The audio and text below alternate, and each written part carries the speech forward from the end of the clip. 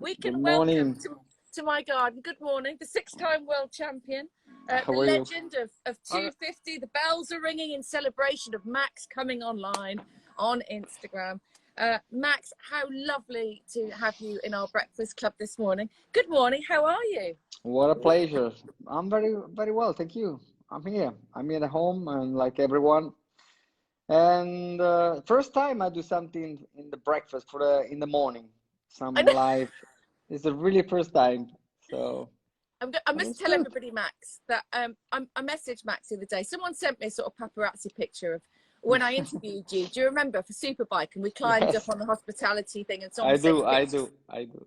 Someone was taking pictures of my bum for some reason. But anyway, and Max. And Well, we did was it. a nice shot. Thank you very much.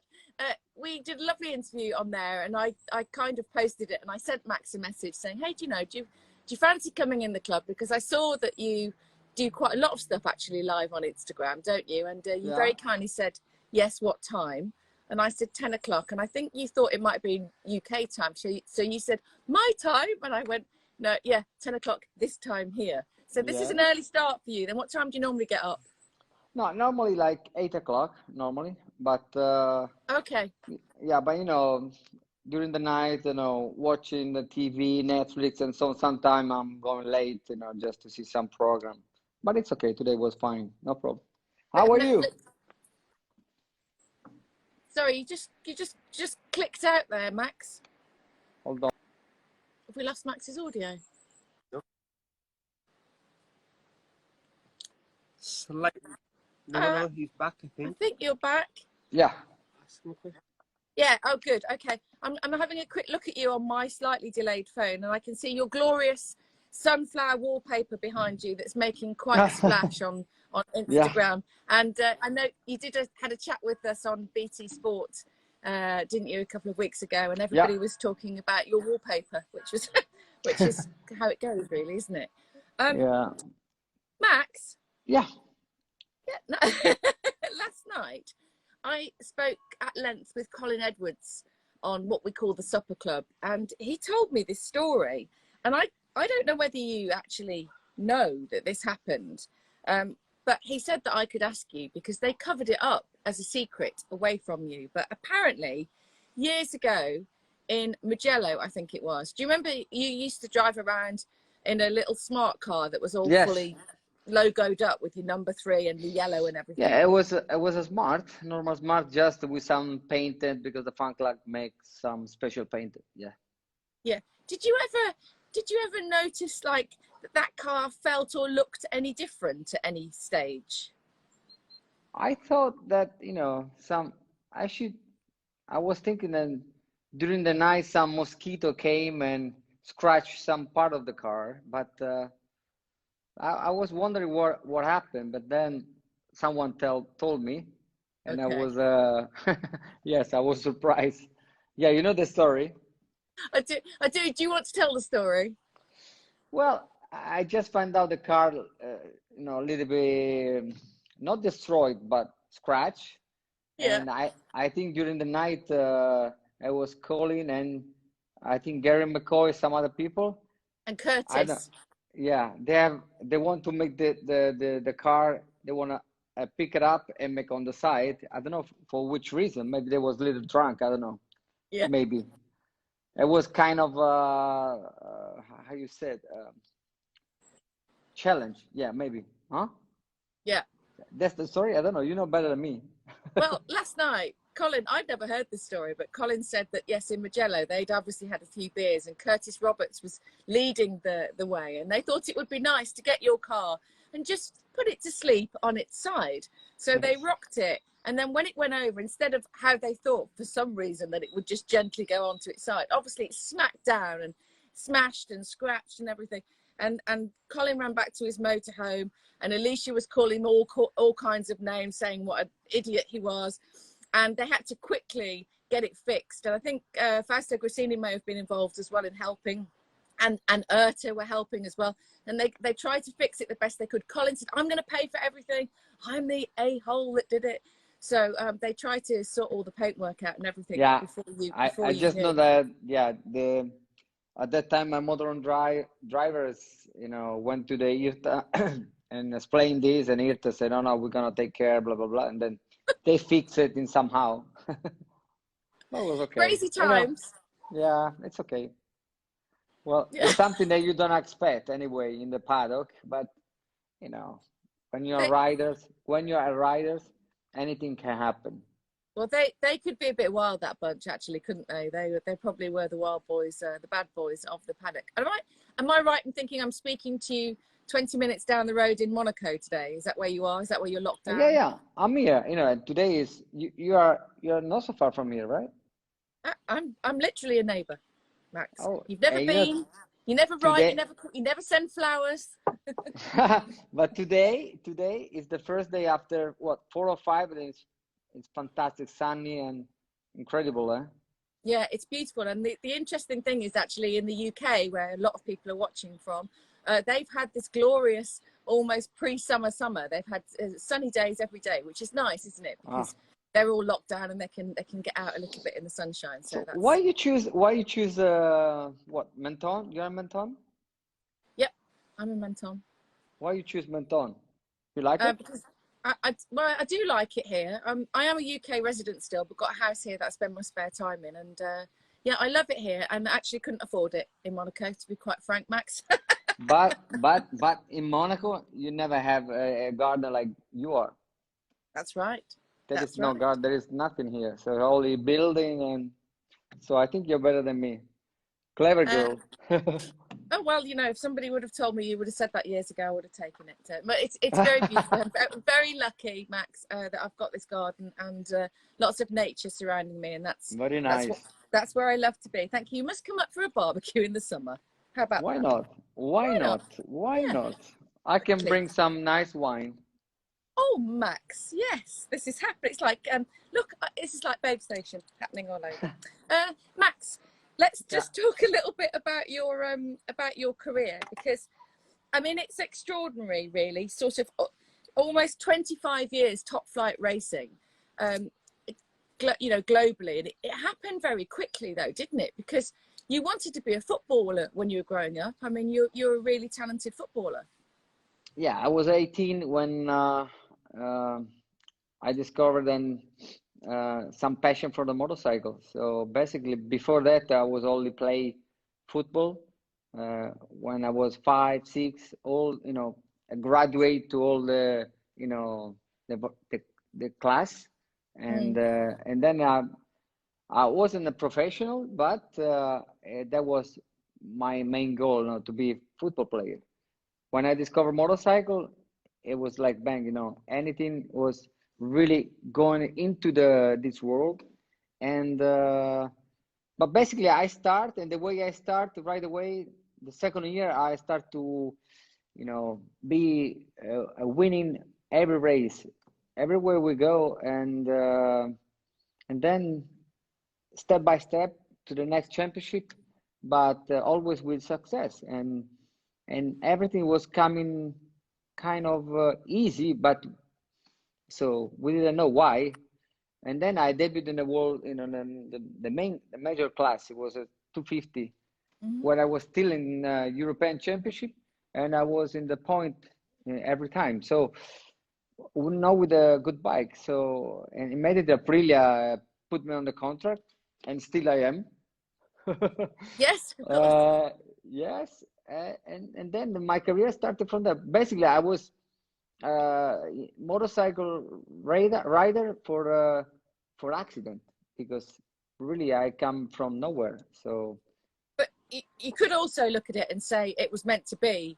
I mean, I can probably say, obviously, you have an immense natural talent on the bike, and your style was so beautiful to watch. It was almost like you were made to ride a motorcycle, but you just didn't find out until you were 17, yeah, 18 years old. So we can it, put it this way. But I remember then I started with Aprilia 250 in the European Championship, and then the World Championship. And but when I was riding that machine, it was I feel like be you know, an expert right away, but I yeah, didn't know anything about. And Jan Bitteman, which is the engineer, the main engineer, he was said my style was suiting a perfect style for this kind of bike, because remember the Aprilia 250 was disc valve, not rear valve, and it was you need to have a accurate style, Yeah.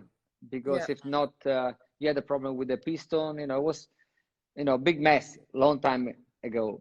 And then so he find the right match with me, and we grew up together. It was an incredible time to watch a 250 motorcycle. It was very competitive. I was so in love with watching the racing during those years, during your years in 250. And obviously the World Championships came consecutively. It's almost like you couldn't do anything wrong. 94, 95, 96 World Champion. And then a switch of manufacturer to Honda in 97 and winning, of course, with Irv Kanemoto. How special was that to you? Yeah, very special, because there is a big story behind it, but I don't know if I'm in the right position to tell now, but I don't know. I think you can. I can? Yeah, basically, I did 94, 95, 96, and 3, 4, 5 races to the end of that year, we start to negotiate with Ivano Beggio, remember, the owner of Aprilia, the old owner. But the main guy was Carlo Pernat. But always me and Carlo have some friction, because also he was the leader of Aprilia Racing, where we are on the track. So, and he managed everything. So also the press, everything. But really, I think he doesn't want me to stay there, because he put the Ivano in the position to say, when Max is winning, it's Max is winning, not Aprilia. So we need to find different riders to make Aprilia winning. So because it's too much, lights on Max and not so much on Aprilia. Oh, So really? yeah, that was the story. And then so in 96, when they called me to go in the factory in Noale, and I go with my lawyer, try just to speak for the contract. And right away, when we sit there with Ivano Beggio and Carlo, Ivano said, welcome to your, nice to have you here. So we want you to stay, but we make already contract with Tetsuya Rada. I said, what? So you want me to stay? So I'm still winning for you, and then you already make a contract with another one, which was one of the main guy, rival. So what happened? Me and my lawyer, he said, okay, that's it. So this is enough. We went away. He said, no, let's speak. I said, nothing to say. And we leave. That's what happened. We left. And so after a few races, so I said, we're going to talk again about this, blah, blah, blah, blah, blah. Finally, in Brazil, I received a call from Ivano, said, oh, thank you very much for what you did for my family, with my brand. We are very lucky that we make this happen together. But now we find another direction. So that's it. It was end of October. So, but then Honda 250 that time, they make order of bike. So, but you need to make the order of the bike in September. If you go later, they will not make a bike for you or whichever make a request. So they did this on purpose, because they want me to stay without bike for 1997. So this kind of strategy was made from someone. And so I find in 1996, after last race, I won the third title, and I was without bike. So basically, I was the world champion with no bike in next year. So, but I was lucky, because beside me was, remember Matilde Tomanini? Yeah. Which is the manager of Chesterfield. And then he followed up everything. So he said, how this is possible? He didn't know anything about it. So, okay, let's go to Lausanne. Let's go to speak with Graham Bogle. You know Graham Bogle? Remember? Mm-hmm. So we've been to Lausanne. We explained everything, and Matilda, very nice, back up me and said, "No, no, this is true. That's what happened." Blah blah blah. And you know what? In the same time, Graham said, "Oh, wait a minute. Let me see." On the table, he have a request from Aprilia. It was a sponsorship request from Tetsuya Rada and Loris Capirossi. And they said, this was already on my table a long time ago. So they already have the plan. So basically, he was pissed off. So he asked Leo De Grafferi, which is his second guy, to him and said, please, Leo, call Honda. I said, we need a Honda for Max for next year. So he did it, and Honda said, no way. So basically, he was furious. I said, he said, no way. Okay, so we take out the sponsorship of Oliver Jacques, Valdman, 125, this. 1 minute after, okay, Leo, we have a bike tomorrow. Yes. That's what happened. Wow, that is an amazing story, Max. That's the truth. Then I never said but basically that's what happened. So basically in motorsport, so people thinking like me, then if you are, a champion, if you are a good guy, or if you are real guy, you can keep going your career forever. That's not true, because the political are behind the sport, and also unfortunately there is so many people who have a talent in this world but they didn't have a chance, or someone preferred another one because he have another opportunity. So that's really what I don't like about the sport. But it's the same for everyone. I think it's the same the world over, but that was it's incredible to think that there you were, 3 consecutive world championships on the bounce. I mean, it doesn't get any better than that, without a ride, without a home to go to. And then, well, the story ended well, though, didn't it? With you and Irv Kanemoto coming together, and clearly that obviously worked so well, and taking the championship the next year to make it 4 on the bounce. Well, you know what? Irv Kanemoto was a generous guy. Then is the guy who I learned the most.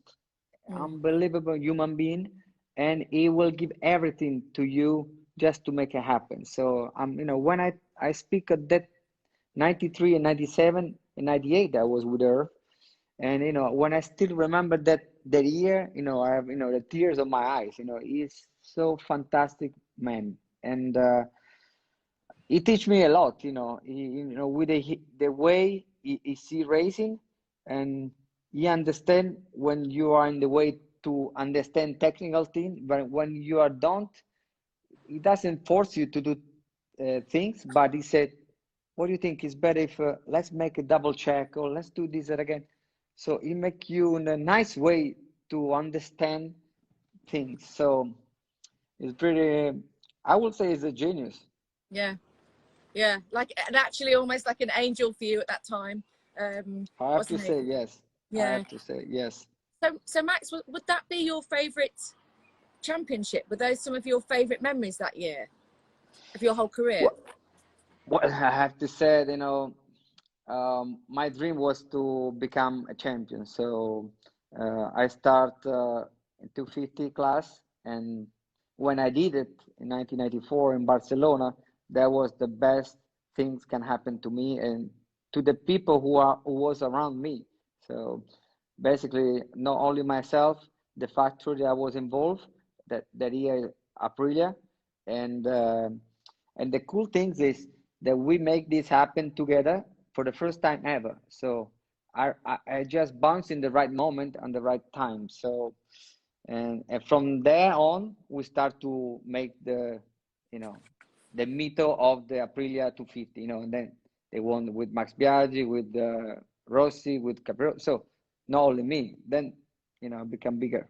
And of course, that's the story. That's only part of the story of your career. Then the move up to the Premier class, 500s first, of course, before the sort of MotoGP clicked in. And the first race, you came in the sort of whirlwind of energy and all these championships behind you, and then you go to Suzuka and you got pole position. I think you got fastest lap as well, and won the race. I mean, it was just such an extraordinary start, wasn't it? Yeah, it was unreal. You know, if I think now, I'm looking back, I don't know how I make it happen. But in you know, I'm one of the guy who works so hard, and it's very hard to himself. During the winter, I do a crazy work. I did crazy work since beginning. And why I say that? Because in 94, 95, 96, 97, 98, all the first round of this class, I won the race. Right. Just because I prepare in very details. You know, even if I move to 500 class, okay, that was a special moment because it was good match. Yeah. But I really like to make the debut to make something special. So with 500 class, again, was like 250. I feel right away something very comfy, you know. I was riding easy. And I still remember when in Eurosport, Randy Mamola was doing the, how do you say, The pit lane. this, yes. Yeah. And it was said, oh, no, Max is leaving, Max is leaving. Yeah, but he have soft rubber on the rear. I don't know. You will see now, half race through, when the rear tire will start to go around, he will slow down. You will see it. And then, no, I would just keep the distance because he was thinking, and, you know, for sure I have a soft compound the rear, softer than Mick and the other, but I will well prepare and set up the bike to make this also to go fast at the end of the race or to keep the distance. So he was believing that Mickey was catching me, but he didn't because Mickey was in great shape that day. And you knew obviously how it was going to roll out for you. It was a great start. What about your relationship with Mick? Because I seem to remember doing a few interviews where Mick was moaning about you and you were moaning about Mick. Was it quite fractious at that time? Well, you know, it's you know, not honestly, Mick was living here. I think Mick is still living here, but I remember 1997, we was sharing the small plane, private plane to go Okay. to races. And so we live here, we go from Nice to all races with a small jet. We shared the expenses. We said, okay. So it was convenient for both of us. So, but after the first race, when I asked, okay, can we do it for starting from Jerez? And he said, oh, no, I have a gas. No, oh, no. So he didn't let me go anymore. So, okay. I said, okay. I think something doesn't work anymore. Well, That was suddenly happened. you're in his playground and you're doing a little bit too well to jump in the private jet then. Well, it didn't happen again. So I was a little bit unhappy because it was very expensive to buy the hours of the jet to go racing. But you know, I did it by myself, and that's it. But no, Okay. with Mickey was a kind of friction on track, of course, and just because this is an individual sport. Don't forget, you know, when you see people smiling, hey, happy, oh, how are you? All nice, but it's not. And you know what the reality is. I mean, the proof of the reality is. Remember back then, for example, now I'm thinking about Rossi and Gibber now. Remember? Yeah. Then there was fighting for the MotoGP title when he was with Movistar Honda. Remember? Yeah. So a newspaper like Gazzetta dello Sport and other was said, during the summer break they go Ibiza, dancing together, good friend, good friend. And then when they touch each other in Jerez, remember? And they said, oh no, you know, I don't like you. This is the time when I say the truth because this and that. So it was only, you know, gossip. But in reality, individual sport, everyone from is for himself. So I And don't believe it when sorry, I interrupted you. Carry on. it's okay. No, I don't believe when there is so much friendship in this kind of sport. It can be. Fake friendship. How did you feel? Because you talked about Gazzetta dello Sport, which is obviously the massive Italian sports newspaper Yeah. over there. And I should reiterate to everybody that motorcycle racing in Italy is huge. It's you know, at that time, particularly with you and Rossi and Rossi, it was as big as football. and Well, it was we was in front page yeah, very often. exactly. I mean, anything you did was in the newspapers, wasn't it? Whoever you were dating, and you know, you seemed to have all these model girlfriends. It was just all news. So you had the Italian newspapers all over you, and then this young upstart Valentino Rossi comes with his partying and his celebrations, and you know, and his talent as well. How did you feel at that time? Nothing special. It was just I knew someone was grew up, and it was talent, and it was very followed by press, because I feel that part of press follow me, part of press follow him. So I don't know why. It's maybe that's what they need at the time. So it was the big rival, because I'm coming from the center of Rome. So he is from let's say not the north, but where you know this motorsport, this kind of motorsport is very well known, which is Emilia Romagna. So it was a kind of a derby, a big match. So, but it was very um, well known. You know, at that moment Yeah. it was we was very how to say it, people was talking about motorcycle much more than before. Yeah. Do you feel like the press in Italy almost took sides and chose their favourite? They were like Max fans or Valentino fans? Because I remember the press conferences, and that's what it looked like from the outside. Yeah, of course. Even if you don't, a fan is a fan. You know, they choose you or the other guy just because they love. Doesn't matter what. And so tifosi are tifosi. So it's nothing you Well, can yeah. do it. You know. As a journalist, you shouldn't really choose favourites, but I guess it just happens sometimes with human Yeah, nature. And I the think Italian so. press is a little different as well, I think. Max, I'm aware that I'm taking up your morning. I know you probably want to go back to bed and do different things. I don't know, but can I just ask you about that wheelie? Because I remember interviewing you Yeah, after you'd done it, and I watched it again last night, and I still don't know how you saved it. 98, wasn't it? The Czech Grand Prix. yeah. It was in Brno, and that's the track that I love the most. A lot of success, 250, 500, MotoGP, Superbike. But in 1998, I had I was just across the start and finish, and I saw my girlfriend for that year stand up just in front of the pit, just get out like this, and I saw her, and I said, why not? Let's make a wheelie. But I didn't uh, um, remember that I was in fourth gear. So fourth gear, so I tried to pick up the bike, and the bike slowly went like this. But then when the wind catch the fairing, the bike was so fast like this. But so what I want to explain technically what happened, because when I saw this on the news, uh, I was shocked. I said, "Wow, that's so steep." But in reality, what happened? The bike went like this, the front like this, but then in the television, you see the front go really like that, but it wasn't, because I pushed the rear brake, and in reality, is the rear brake squeezed the shock of the rear like this. So it wasn't the front go this way, but was the rears. So optically it was incredible, but in reality it was not that without control.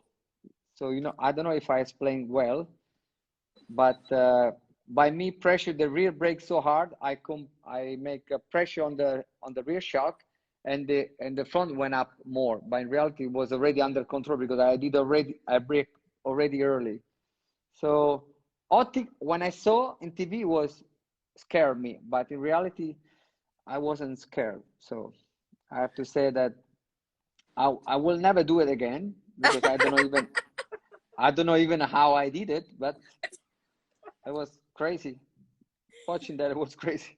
I don't know how you did it, because when you do watch it, no wonder you were scared. But I'm scared every time I see it, because it looks like, you know, it obviously looks like the bike's going backwards. It's gone Yeah, beyond Yeah, 90 That was a degrees. great explanation, by the way. Everybody's And you know what? absolutely loving it. Eric Kanemoto was not happy. I mean, was happy because we won the race, but when I landed, I make the front wheel crack, Yeah. the fairing of the bike, the tank.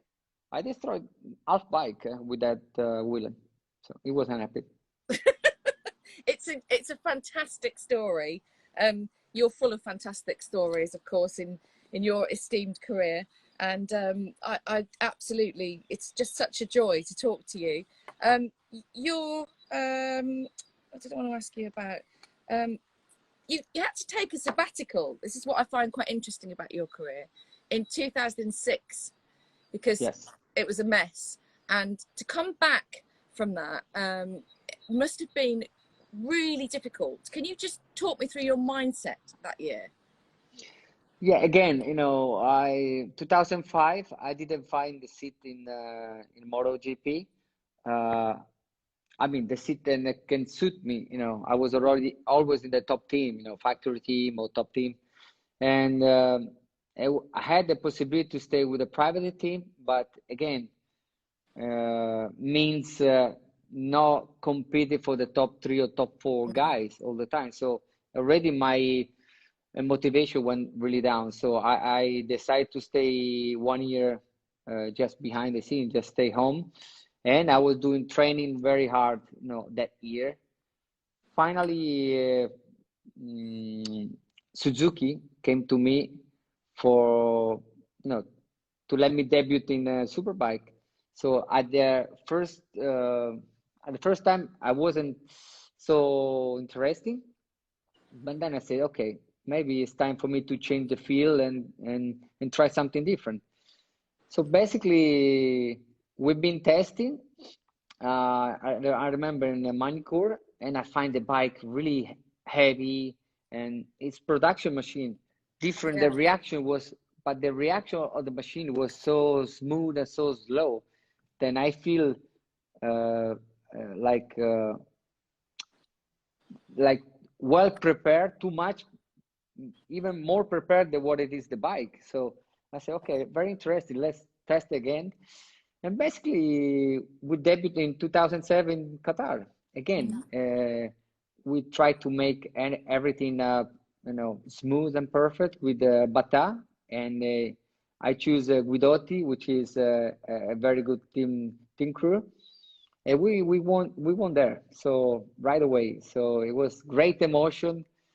It was like I don't know, being back there and breathe again, because that's what I was really hoping to make a great debut back with a new bike, new championship, new team, new people around me, but just to make that day special. And looking back on the MotoGP career, obviously many podiums and wins, but not a championship in that class. I know you've answered this question before, but it would be remiss not to ask. And any regrets about that, or do you rather championships kind of overshadow and it doesn't make any difference to you? Which category? In the MotoGP. Oh yeah, no, I was 3-time second. No, well, normally I would like to do it, to do it at least once, but I didn't have the chance, and someone was better than me and can do it. So, but I was so close, and I will say 98. I deserve a little bit more than what I had, but that's what happened. Even if the year after the race director was fired, so I was the guy who paid that with the disqualification in Barcelona. But nothing you can do. We're talking about 22 years ago. Yeah. And that was the time. Maybe in the modern time it wasn't. We have so many camera, and now it's much different. They know everything, anything, and you have also how do you say it, telemetry. They can watch everything, so it's very is another world. Yeah. It's talking about that black flag incident, aren't you? Okay, so then moving on to World Superbike, 2 championships, 2010, 2012. It's, you know, quite late on in your career as well. So, very late. yeah, how did that feel to become a world champion all over again? Well, you know, what is very romantic story is that in 1994 I did with the Aprilia, which is my first winning, my first title, and my last time after 18 years I did with Aprilia in the World Superbike. So this is a special story. Then even if you try to make happen, maybe you can't. I came in the moment where Superbike Aprilia produced their own bike, everything, engine, chassis, and they want to succeed. So they choose me, and I was without a manufacturer at that time. I was privately with Ducati, and I accept in the white paper because the bike was only testing and never race. So basically, I just request to Gigi Dall'Igna, which is the main guy for the project, to have my old team from 1994. So I asked, I want these 2 crew chief, this mechanic, and again, it was again a negotiation, very hard negotiation. You know what happened? You want to know? Yeah. I went to Noale, so for speaking about this contract, and there was the 3 main guys of Aprilia there sitting there, and said, okay, we want you to stay for this project. Okay, what your request? Now I said, no, before talking about spending money, whatever, I want to have this guy, this guy, this guy. It was 5 guys. And then he said, no, Max, impossible. This guy are already working 250 with Pasini. No. I said, okay, Gigi, never mind. Okay, bye to you, bye to everybody, like this. And he said, no, wait, okay. You're gonna have the guys, you're gonna have the guy with you. And that's it. The money was only second, and the expensive was third. I don't care about money. I want to have the right people for this, you know, because I knew we're gonna have a difficult moment. I knew we're gonna have a bike problem. I knew, so I want to have around me people who know me and have the, how to say it, the behavior that make me feel good. So because people doesn't know that 1 year of world championship is like 6 months working, and you travel in the world. You have a dinner, lunch with the same people every time. Your You family, spend isn't it? yes, you spend tension time, and you have hard time with the people. It's so you need to live with these people. So sometimes it's even more important than to set up the bike properly. Yeah, that's a really good point. I think we should make a documentary together, Max. What do you reckon? But I have so much more things to say. I know you do. Did you read this? Did I read what? This book. Oh, are you showing me your book? Yes. I should, if okay. you read this, what happened? Okay, I'm going to read it. Let's make a documentary together. I think it would be good. There's a lot of people from Italy that are listening in and sending messages as well, which is really lovely. So hello to you if you're just over the border there in Italy. Sorry, we didn't read any messages. I know, because I can't look away from you. I can't look down, and I know we're running out of time. There's still a couple of things I want to ask you. I will get to them if we have time. Just very quickly. From Napoli, Max the Great. Yeah, absolutely. Max, how would you? When I used to interview you, you always gave great interviews. I mean, we never had the time that we've got now, obviously, but you always gave great interviews. But it was always a right pain in the arse to get hold of you. And you were quite playful, and did you play with the press? Did you play with us? You can tell us now, because I always had to wait a long time to speak to you. No, I like to play with you, of course. No, I know what, with you a little bit, yes, but not playing the nasty way. No, well, because you was, I will say, one of the most beautiful girl in the paddock, and I was surprised that you was doing a journalist, and but but you was very fair, very, how do you say it, professional.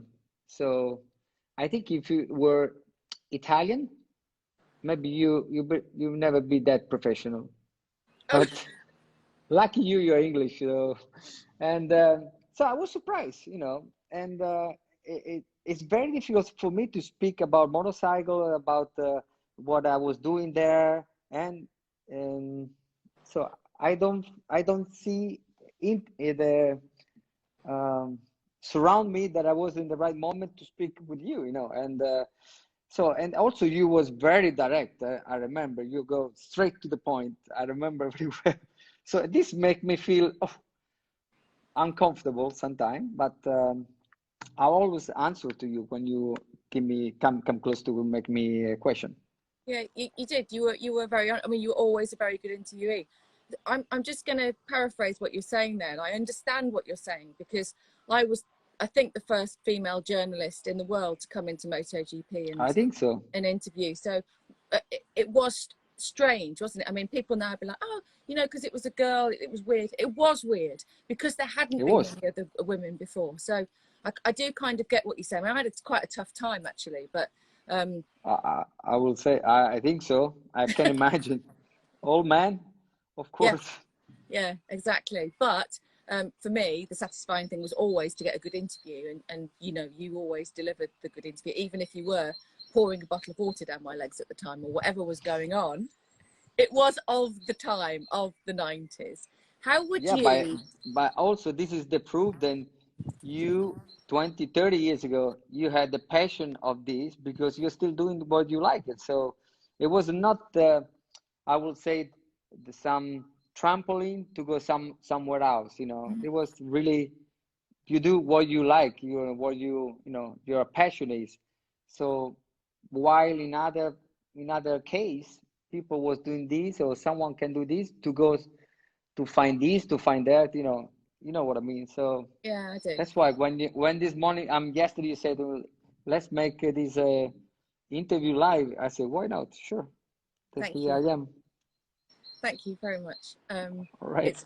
It's good. It's really good to speak to you. Let's just get to current day Yeah. because now you're a team manager. You have your Max Racing, obviously the foray into Moto3 last year. How do you feel as though it went, and what's in the future for you? Well, first of all, I would like to clarify that I'm not team managers because team manager are the one who is on the field, checking everything and be aware of the new things, new rules. So I'm not this guy. So and this guy I bring with me, which is Peter Hottel, and Peter was a good guy. Yeah. He was raised in early 19 ex-rider, and he had his own team 2 3 years ago. So basically, I make a joint adventure with him, and I take him as team manager. I'm the guy. I'm the one who's team owner. Decide what to do the best for the team. Decide the single people working the team and the riders. Of course, the sponsor too. So basically, in Monaco, in my office, we are the headquarter of the team. Um, so go on. So you said Oh, yeah. what the So question is? sorry, I just lost your audio there. Yeah. So my question is, how do you feel as though last year went, and what does the future hold? Well, it went extremely amazing season because Aaron Canet was the guy who make 3/4 of the championship, leading on that every time with KTM and with our team. For us, was the first year in the championship, so everything was just coming perfect together. I'm very glad to choose Aaron for the 2019, and it gave me so much satisfaction because he was the guy who was not very easy to go together with, because Aaron have a strong character, Yeah. and he believes what he believes. He think is right, but we find a way to let see also other option on his point of view, and finally he up upgrade, he is improving, or he makes a step. And right away, since winter test, he start to believe, to trust the team, to trust the people around him more. And you know, from the 3 years before where he crashed many times during the race, last year before he crashed first time, he was leading the championship ever. He was the only guy who never crashed for maybe 12 or 13 races. So I'm very happy that he's still now racing in Moto2, and I think he will be a great contender in the future because this guy have a talent. Yeah, he does, and you can see he has an amazing chemistry actually, doesn't he? He's quite charismatic and very self-confident. All the things that you need to have to become champion. Well, he's a fighter too. You know, he's training hard, and he have his only object in his life is that clear to make it happen. Of course, you need to to come the right time, in the right moment. But he's very well determined, and determination is one of the key, of the sport. Yeah. Hey Max, what do you think about the fact that the two Marquez brothers are in the same team? How do you think that's going to work out? Fantastic. It's a big news. It's something different. I think it's a great opportunity for also to speak about two brothers in the same year, same team, same bike, same championship. So it's first time ever. Of course, we will see Alex try to catch up with his brother, because Marx is phenomenal rider, and is the main rival for everybody. Is the peak of the sport right now. But I think Alex can show some potential, and his brother can give him some advice, which is, if it was another rider next to him, it will never do anything. Exactly. So basically, it's we'll see if one day Alex can beat his brother. Who knows? And who, in your eyes, is the greatest motorcycle racer that you've ever seen? This is the big question, and I'm a little worried if I say someone, and maybe someone can say, "Oh, that's not true," or what you say, blah blah blah. So let's say I will talking to my heart. Wayne Rainey. Wayne, it was my kind of idol when I was starting, where I was still in production machine 125. Yeah. Back to 1990. Yeah. And then with the time, well, I will stay with Wayne. Okay. Wayne, which is also a really guy that he loves the motorsport. Still now with the Moto America, he's follow up this program. He's try to do everything he can to make the sport big in America. So I like the people who, when they finish with a rider career, they do something very deep for the sport. Keep doing maybe. Yes. Yeah, I'm hoping to catch up with Wayne Rainey soon, actually, for something that we're doing for BT Sport in our continued coverage of. Yeah, I spoke with Wayne last week. Oh, you did? How is he? We make like this, like interview with Instagram. So we had some little trouble to connect, and then it was good. It was very open, very nice, and talking to him is like, I don't know, my eyes is smiling, because we talking about back to 87, 88, 89, when he was with the Yamaha Lucky Strike number 3 with the Dunlop tire, and he was come out to the corner smoking the rear tire for few hundred meters. So, and he explained to me when there was a big war with the tire company, Dunlop, Michelin, and he testing like crazy number of tires. He said, "You don't even understand how many tires we test."